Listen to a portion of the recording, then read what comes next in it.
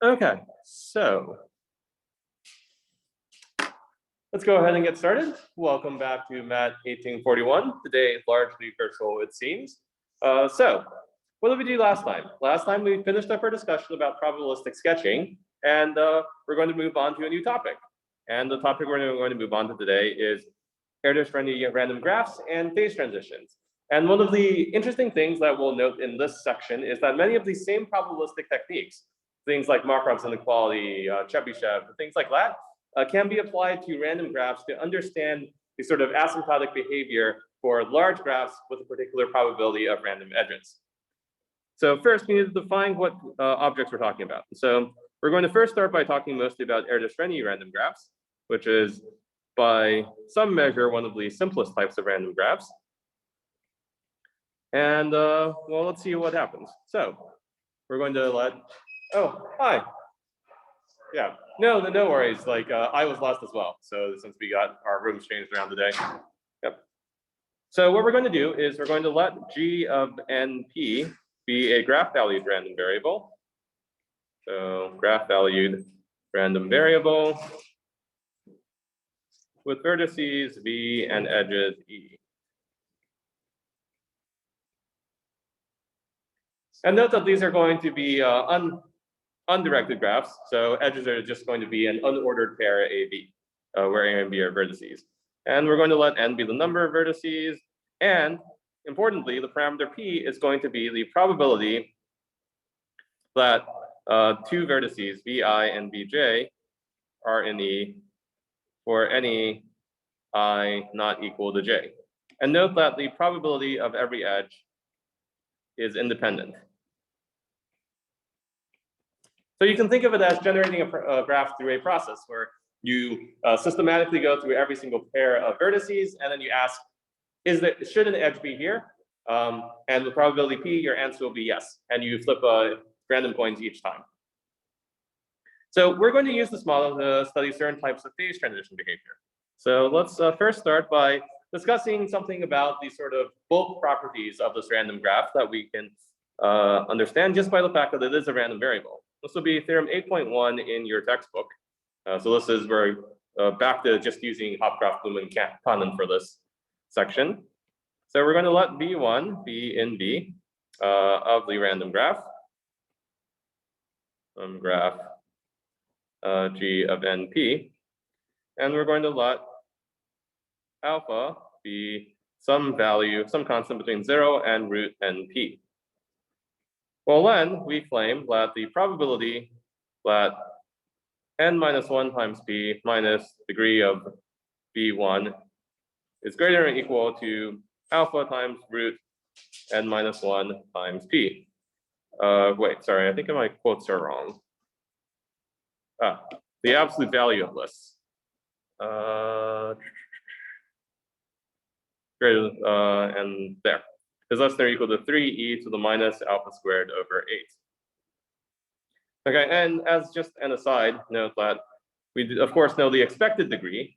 So the expected degree of each vi is just going to be equal to p times n minus 1, because it has n minus 1 different potential edges, and each one exists with probability p. So just by linearity of expectation. Okay, well, let's prove this. It's pretty straightforward. You can probably already guess from the form of the inequality. Actually, I should have you guess from the form of this inequality, which of the various concentration inequalities are we likely to use?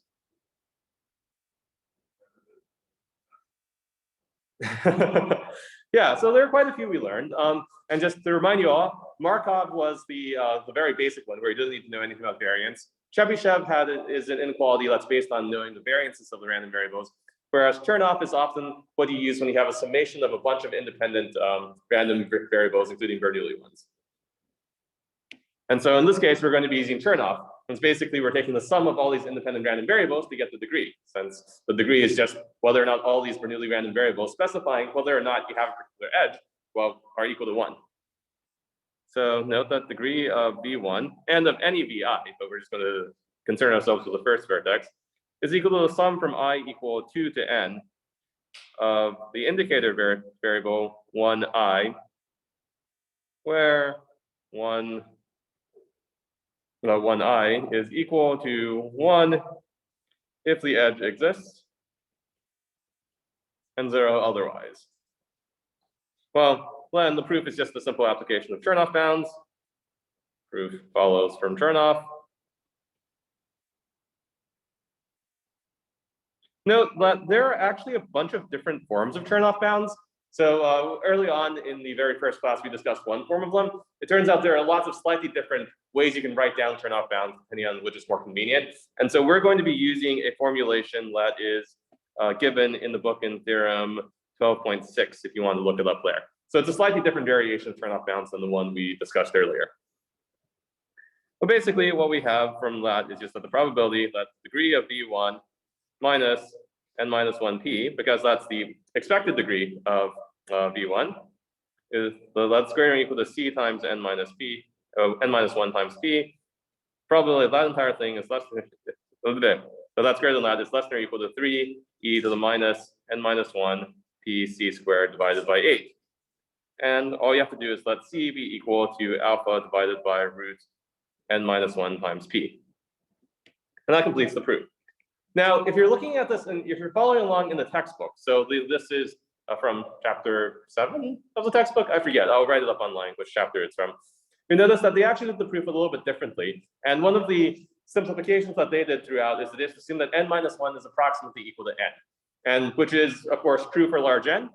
Here, I did it explicitly, but if you're following along in the textbook, they are a bit fast and loose with, well, constant factors. And we will also be pretty fast and loose with constant factors now. Whereas in the very first chapter, we were really careful about actually bounding things. Well, relatively careful. We're going to be playing really fast and loose with approximations in this section, just to make the notation a little bit easier. Okay, and so what's a corollary of that? This is corollary 8.2 in your textbook. So suppose we have some epsilon greater than 0. If we have p is greater than or equal to 9 log n over n minus 1 epsilon squared, then with 1 minus little o of 1 probability.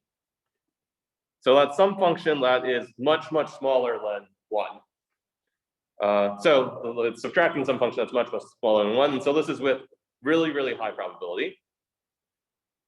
The degree of Vi is in this range, 1 minus epsilon times n minus 1 p, and 1 plus epsilon times n minus 1 p for all I.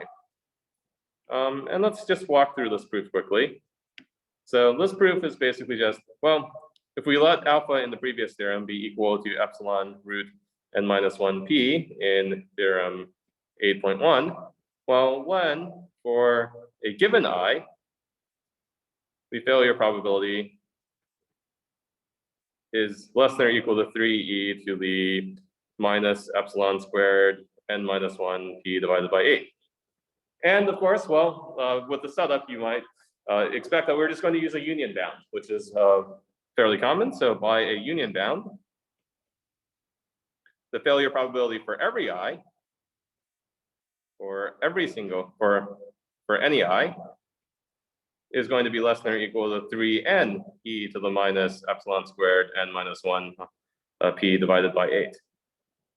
And of course, we know that p is greater than or equal to 9 log n over n minus 1 epsilon squared.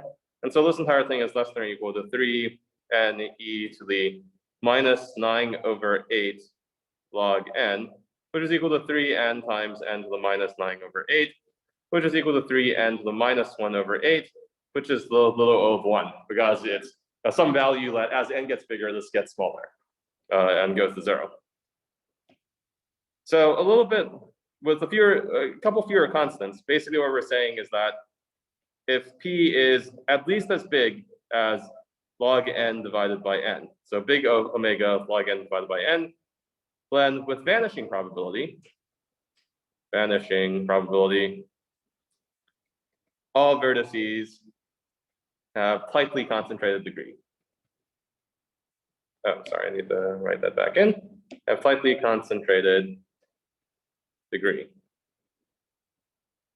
And note p equal omega of 1 over n fails. That is not sufficient. And you can see this by looking at the probability of degree 0 when p is equal to 1 over n. So when the probability of having an edge is equal to 1 over n, well, that means that, well, the average degree is approximately 1. And so you're very often going to have things that have degree 0. And so you don't actually have very concentrated degree. Okay, so that was in some sense a very simple application of the concentration inequalities that we've been studying to this idea of random graphs. But now, of course, the degree distribution of an Erdos-Renyi random graph isn't really that interesting because, well, it's as simple as just this. Well, it's just a bunch of independent random variables that you're adding together. But now, there are some other quantities that you might consider asking, though. Like, well, how many triangles are in this random graph on average? What do we mean by triangles? Well, a triangle is just, well, if having edges AB, BC, and AC. Well, how often does this happen? Well, it turns out that in the limit as n gets large, we know that g of n, d over n, has, in expectation, approximately d cubed over 6 triangles.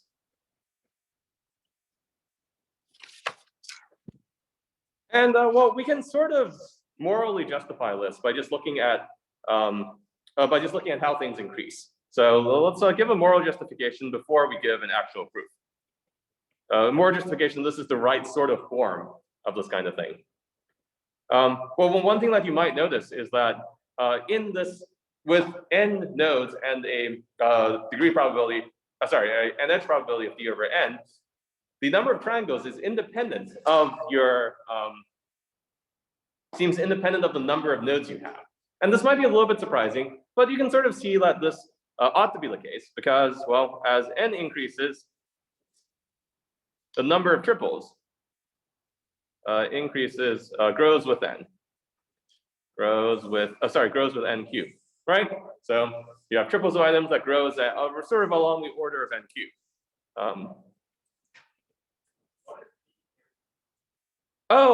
So note that we had some, okay, so let's be a little bit more precise. So remember, we defined our Erdos-Renyi random graph as we had n, which is our number of vertices, and we had some probability p of an edge between any two of vertexes. Here, what we've done is we've defined p is equal to d over n. So that's what that's listing here. Yeah, it's just some number. Now, the reason we're calling it d is that this is approximately the degree, right? Because there are approximately n neighbors of every node. I mean, there really are n minus 1 neighbors, but approximately there are n neighbors of each node. And so every node has in expectation degree approximately d.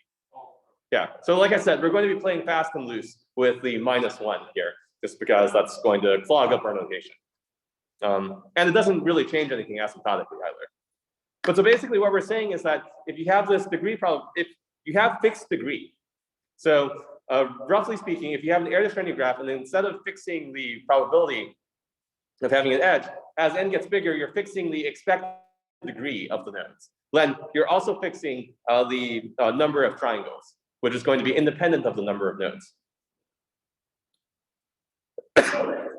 But so the moral justification is that as n gets bigger, well, the number of triples gets bigger with n cubed. Like that should be pretty obvious. But of course, oh, sorry, that's the wrong color.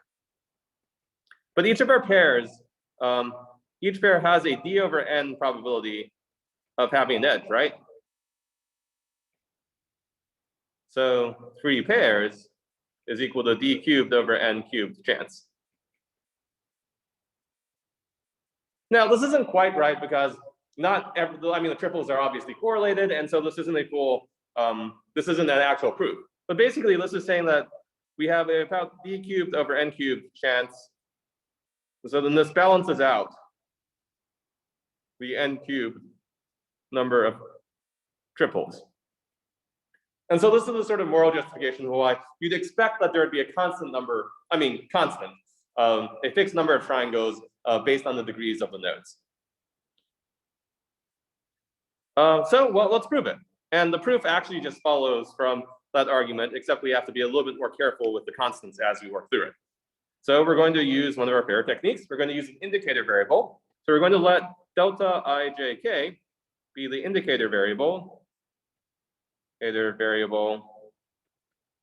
for existence of a triangle, ijk, or I guess I've been calling it vi, vj, vk.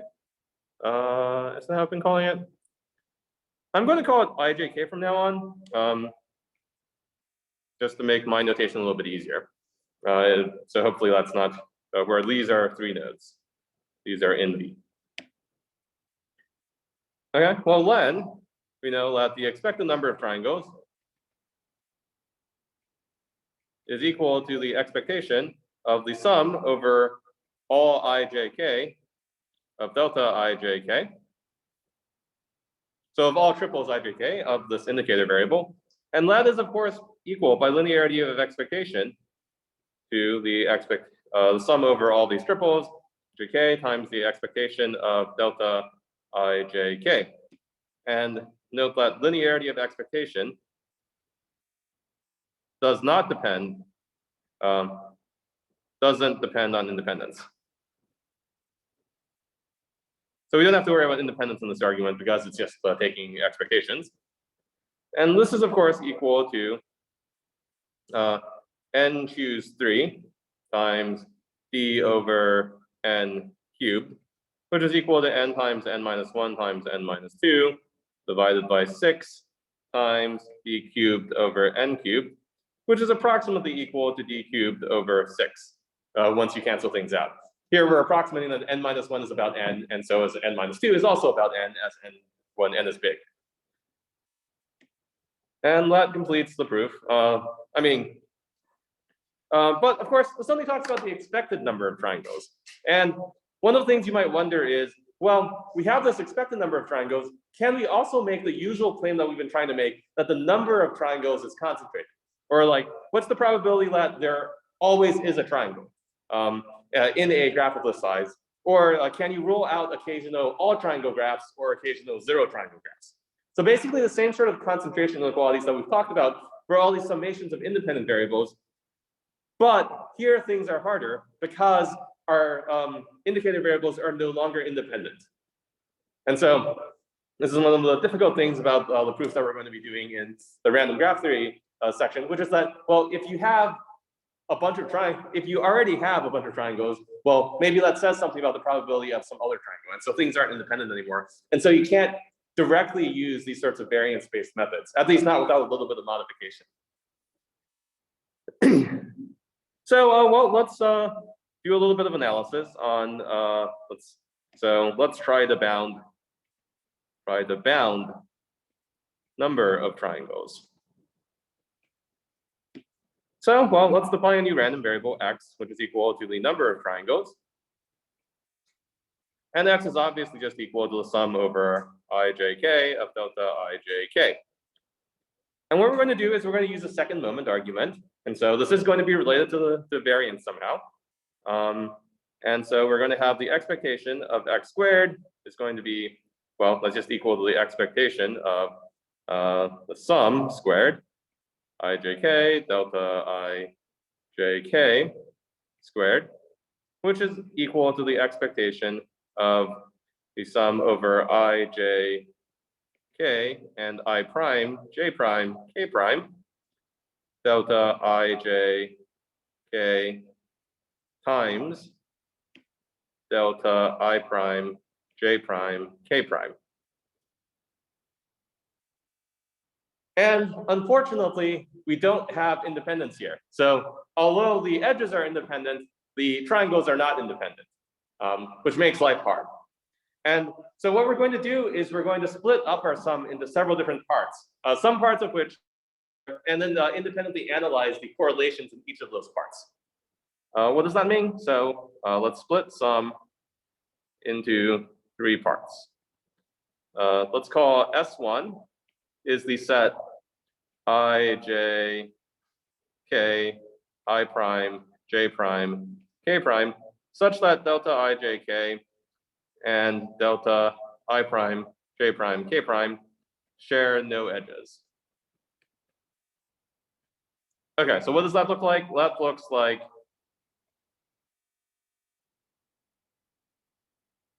So you just have two triangles, they don't share any edges, or you can also have this case where they share one of the nodes, but they still don't share any edges. And when this is one of the nicest cases, right? Because then you do suddenly have independence, and you can use your standard techniques based on independent random variables. Well, so that's the case where they don't share any edges. What's the second case? Yeah, so they share one edge. So then you have I, j, k, I prime, j prime, k prime, such that delta I, j, k and delta I prime, j prime, k prime share exactly one edge. And that looks something like this. So what's the next part? Yeah, exactly. So you can't have a situation where they share exactly two edges, because if a triangle shares two edges, well, then in order for them both to be triangles, the third edge also has to be the same. So this is why it's only 3 parts and not 4 parts. So you can't share exactly 2 edges. You have to, if you share 2 edges, then you share 3 of them. So this is I, j, k, I prime, j prime, k prime, such that delta I, j, k is equal to delta I prime, j prime, k prime. Okay, so this is just this triangle, except the other triangle is, well, the same. And now we've split into these 3 parts, we're able to compute the expected sums for each of these 3 parts, because these are going to have the same, each instance of one of these, of a case in each of these parts is going to have the same sort of correlational dependency. So for example, let's start with the easy one. The expectation of the sum over S1 of delta I, j, k, delta I prime, j prime, k prime is going to be the expectation over S1 of, well, the, the sum over S1 of the expectation of delta I, j, k times the expectation of delta I prime, j prime, k prime. And these are, of course, independent because no edge is shared.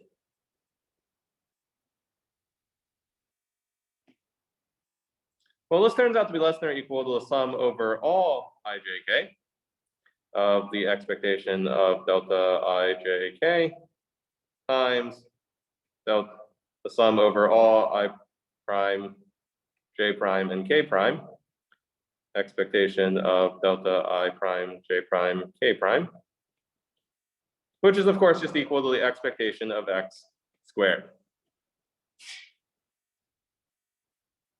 The second part is the hardest part because that has this sort of dependency.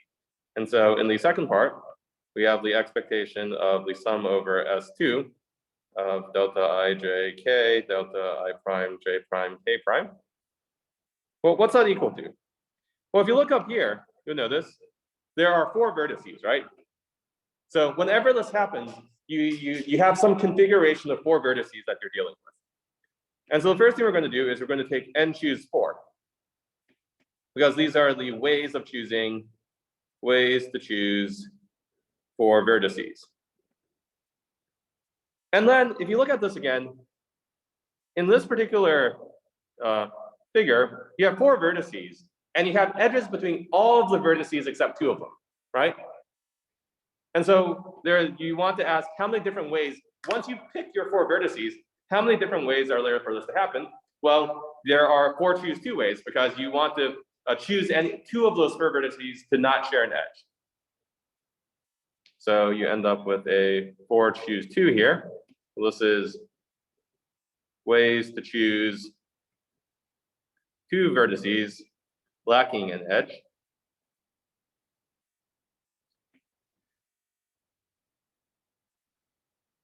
And once you've done that, well, then you also have to ask, what's the chance that, how many edges are there here? 1, 2, 3, 4, 5. Well, there are 5 edges. What are the chances that all 5 of those edge locations actually have an edge?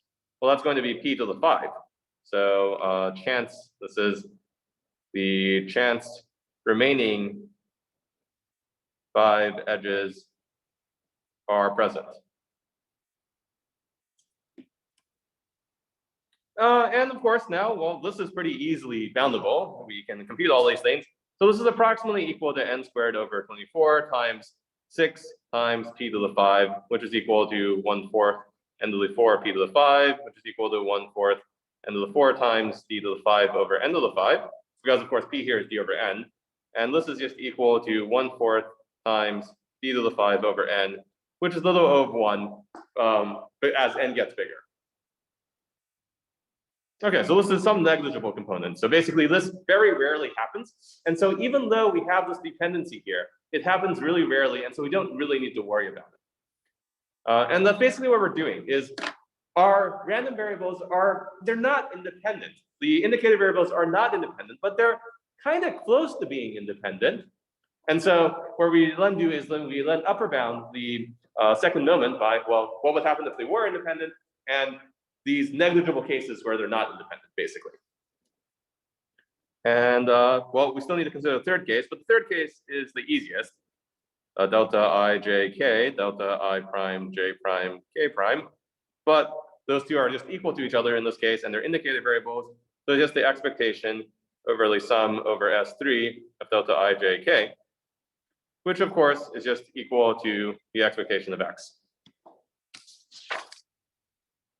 Okay, so now we can combine all this together. So remember, we were trying to get a handle on the second moment of this variable. Well, now we know we have an upper bound on it. So this together implies that the expectation of x squared is less than or equal to the expectation of x squared plus the expectation of x plus something that's the little o of 1.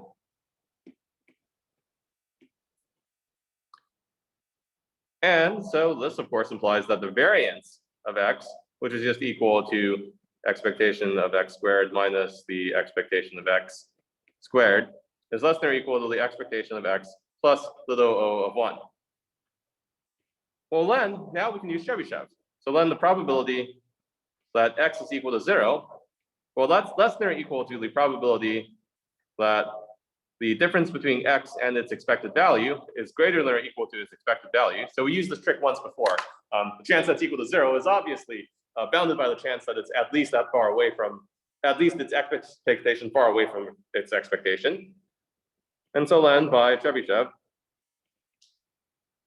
we know that the probability that x is equal to 0 is less than or equal to the variance of x divided by the expectation of x squared, which is less than or equal to the expectation of x plus o of 1 divided by the expectation of x squared. So this is less than or equal to 6 over d cubed plus the o of 1.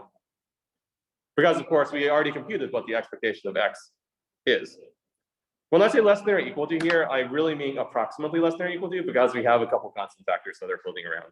But asymptotically, this is correct.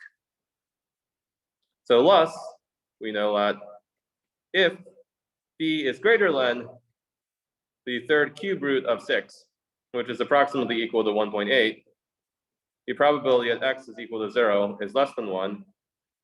So g of n, d over n, has a triangle with non-zero probability. On the other hand, for d less than the cube root of 6, the expectation of x is equal to d cubed over 6, which is less than 1. So on average, you have less than 1 triangle per random graph. And of course, these are discrete values. So if you have on average less than 1, that means a large fraction of the time you're not going to have any triangles. So not many triangles to go around.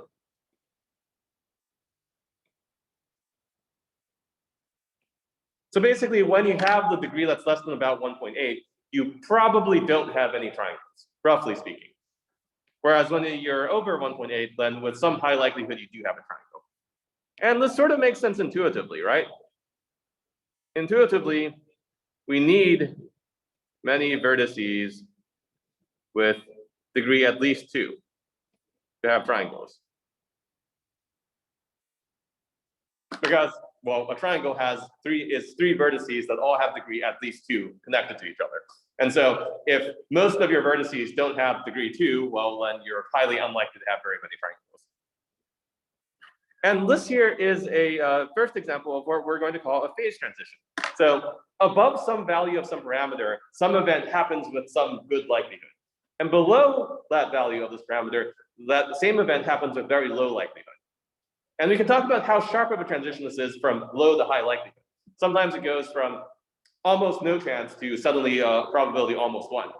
And sometimes it's a little bit smoother. But we can talk, we're going to talk a little bit about these different kinds of phase transitions. And then over the next couple of days, we're going to see examples of many of these different phase transitions in the case of Erdos-Renyi random graphs that aren't just triangles, but we're going to include things like component sizes, like the diameter of the graph itself, things of that sort. But first, let's define this idea of a phase transition. And we're going to define it in terms, in the context of an Erdos-Renyi random graph. Though you can define this in terms of many other processes. So we'll see a little bit later when we talk about percolation theory that we're going to be defining it in terms of this other random graph. But for now, we're going to keep our definitions simple. So definition: if there exists some function p of n such that the limit as n goes to infinity of some other function p1 of n divided by p of n is equal to 0, g of n p1 of n lacks a property. And by when I say lacks a property, I mean lacks a property almost surely. I'm going to use the abbreviation AS since I'm going to be using this a lot. Oh, sorry, there should be a when there. And when the limit as n goes to infinity of p2 of n divided by p n is equal to infinity, g of n p2 of n has a property almost surely. Then a phase transition.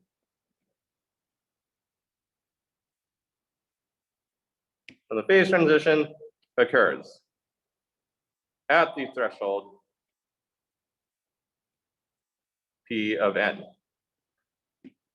So this is one kind of phase transition, and let's define another even, or what we call a sharp phase transition, as something where the transition is even more sudden. And I'll draw out a couple pictures of this in a moment. So if for Cp of n,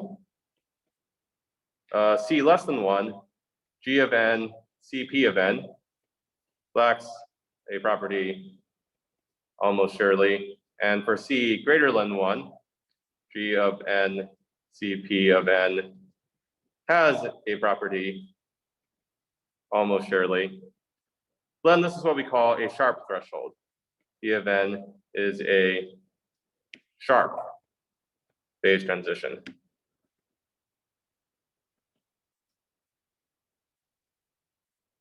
And the basic idea here is that as the average degree increases in an Erdos-Renyi random graph, structural properties suddenly change.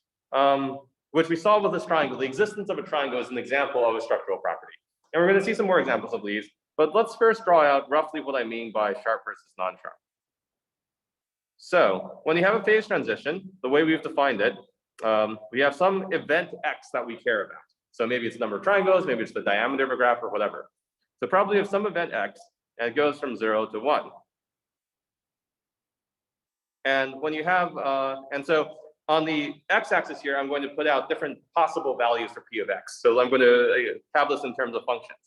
So 1 over n to the 1 plus epsilon, 1 over n log n, 1 over n, log n over n, 1/2, etc. And you might have a phase transition that looks somewhat like this. So when you have a phase transition, what that means is that at the value, say 1 over n, suddenly you go from having almost 0 probability of some event happening to almost 1 probability as your function gets bigger. So here from left to right, your functions are getting bigger. So the value of 1/2 is greater than log n over n for large n. So this is an asymptotic phase transition at 1 over n. And now you might want to zoom in and look at how this behaves a little bit more carefully. So instead of going in terms of 1 over n, 1 plus epsilon to 1 over n log n, maybe here we're going to talk about whether or not it's a sharp transition.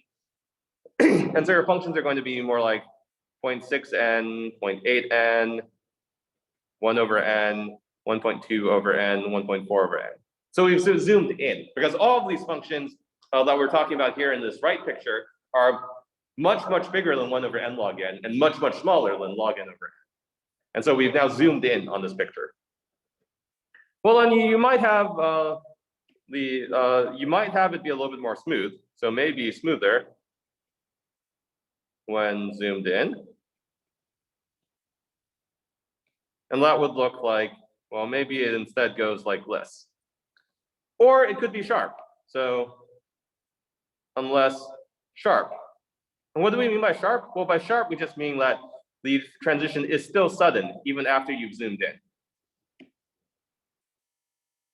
And of course, you could zoom in even more and define an even stronger version of sharpness, but we're not going to. But let me just draw it out. So maybe you have 1 minus little o of 1 of n, 1 over n, 1 plus little o of 1 of n. So now we've zoomed in even more. And so even if it was previously sharp, it might become a little bit smooth when you zoom in even more. So if previously sharp, can zoom in even more. So of course, there's this idea of how sharp your transition is. We're only going to focus on these two zones. So on whether or not it's, so long as this happens, it's a phase transition. If you're in this regime and it still looks sudden, then it's a sharp phase transition. And we're not going to worry about what happens as you zoom in even more closely to the different rates of change of your functions. And let's see, how much time do I have? Okay, I might have enough time to talk about the various moment methods. But first, I'm going to give a catalog of the major phase transitions of the Erdos-Renyi graph, which we're going to be discussing over the next couple of days. So just to give you some sense of what we care about. So phase transitions of Erdos-Renyi graphs.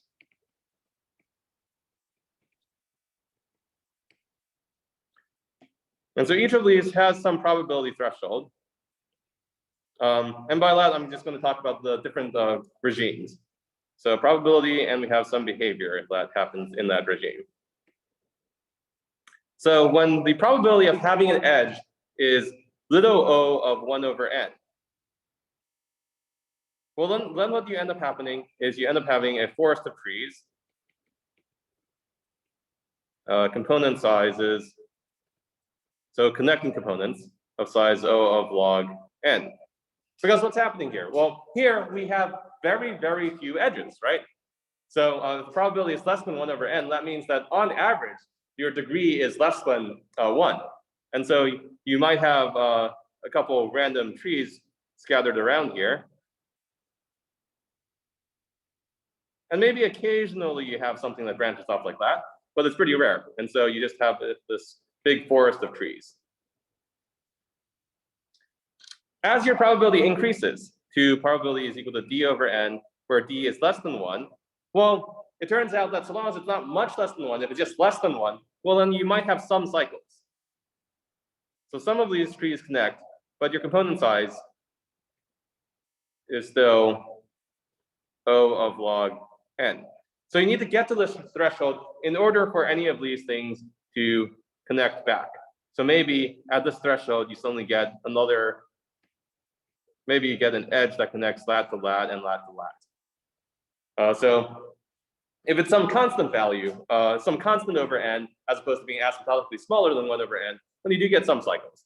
Well, and as this increases even more, so when p is equal to d over n for d equal to 1, I guess it could have just said 1 over n. Well, then all of a sudden, you get weird stuff happening. So all of a sudden, you get components of size o of n to the 2/3. So a lot more stuff starts connecting together, and you start getting some reasonably big components just at that exact threshold. But if the moment you get past it, so if you're d over n where d is greater than 1, then all of a sudden everything connects together. Or almost everything connects together, plus you have some o of log n components. So all of a sudden, basically everything's connected together. You might still have a couple of stragglers. but not so many of them. So you get this one giant component where nearly everything's connected.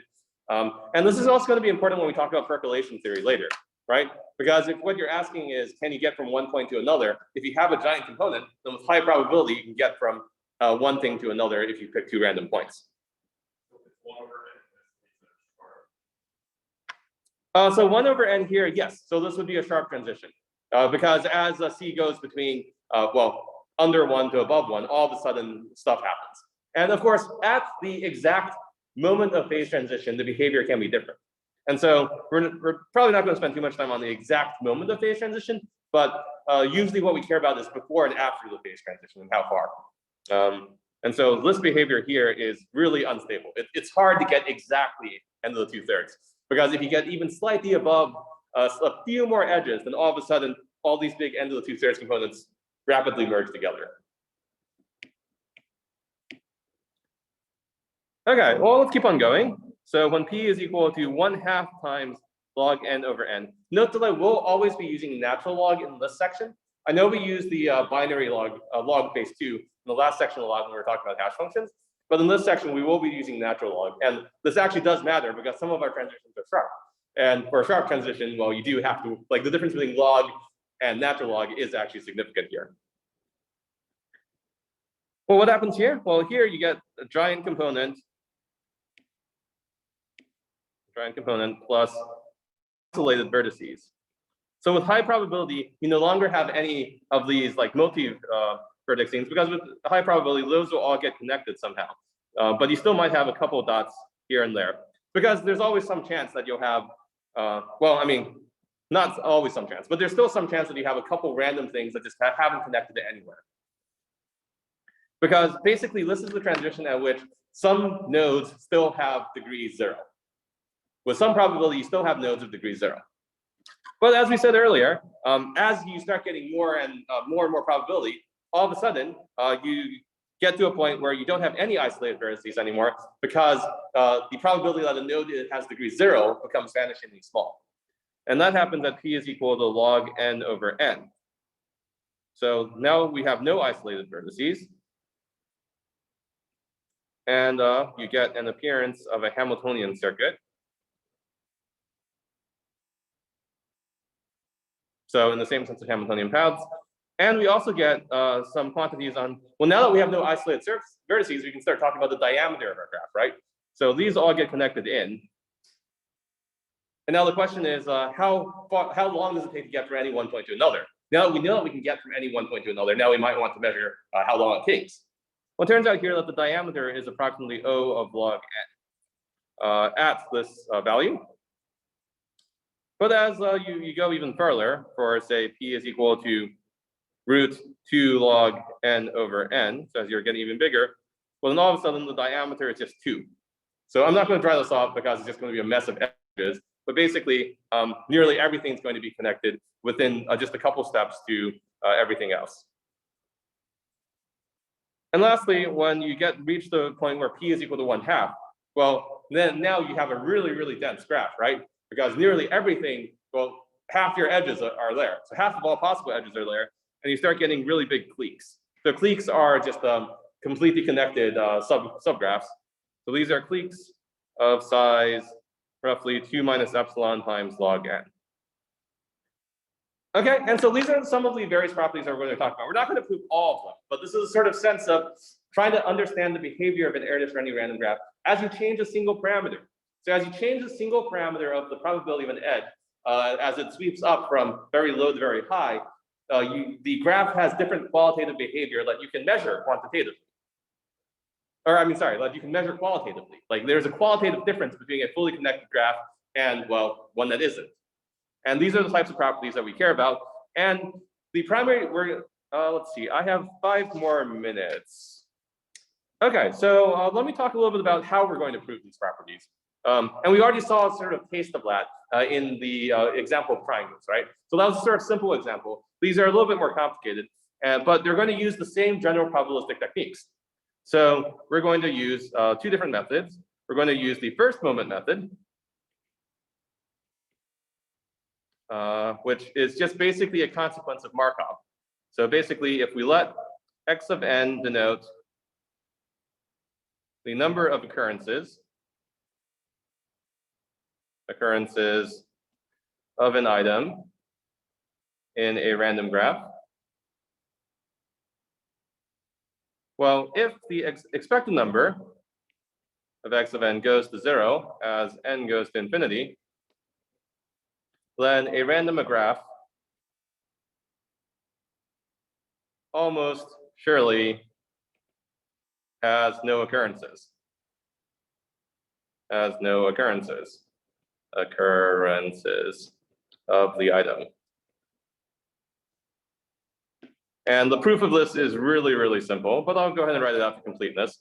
So all you have to do is use Markov's inequality because x is non-negative. And so we know that the probability that x is greater than or equal to a is less than or equal to 1 over a times the expectation of x. So the probability that x of n is greater than or equal to 1 is less than or equal to the expectation of x of a at x of a which goes to 0 as n goes to infinity. Right, and that's pretty easy. Like if you actually expect the number of times something happens at 0, well, with high probability that something is not going to happen. And the reason we can quantify this is because these are discrete events. So either you have a triangle or you don't have a triangle. You can't have half a triangle. Well, I mean, you can have a triangle, but that just means you don't have a triangle.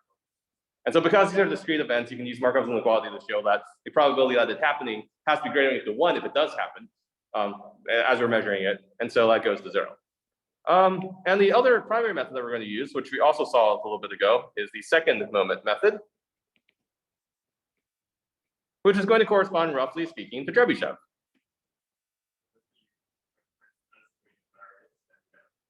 Exactly. So you do some sort of variance estimate, and you have to be a little bit more careful, right? Because you don't have independent random variables, and they often have to, in your proof, split up your variance computation into several different parts. But once you've done that, well, you have some bound on variance, and then you can still use the same argument that we made for triangles, which is exactly what we're using. We just didn't give it a name yet. So the second moment method, let me write this out, and then I'll talk a little bit more about this at the start of class next time. So let x of n be a random variable with the expectation of x is greater than 0. Well, if the variance of x is little o of expectation of x squared, so if it's much smaller than the expectation than the second moment, then x is greater than 0 almost surely. So you almost surely have this happening. And the proof, again, is relatively straightforward. It basically just follows directly from Trebuchev and the fact that these events are discrete. So the probability that x is less than or equal to 0 is less than or equal to the probability that x minus the expectation of x is greater than or equal to the expectation of x. And so by Trebuchev, this is less than or equal to the variance of x divided by the expectation of x squared, which goes to 0. And this was used in proof of number of triangles. Okay, and I think that is a good place to end today. So in class tomorrow, we'll come back and talk a little bit more about well, some of the consequences of these second moment methods. So I'll give a quick corollary, which is basically just formalizing the rest of the proof technique we did for the triangles. And then we'll start trying to prove, well, some of these other quantities that we care about. In particular, we'll start proving we'll prove the diameter threshold, as well as probably start the proof of the isolated vertices and component sizes, which will probably take up most of tomorrow and Friday. So with that, I apologize for the last minute room change. For anyone who's watching this on YouTube later because you found the wrong room, I apologize. This will be the room for the foreseeable future because the university is shuffling us around. So just for Wednesday. So, oh yes, that's important. So if you're coming in person tomorrow, please come back to KP 113, which is our run on Thursdays and Fridays. But yeah, so with that, I will see you all tomorrow. Bye.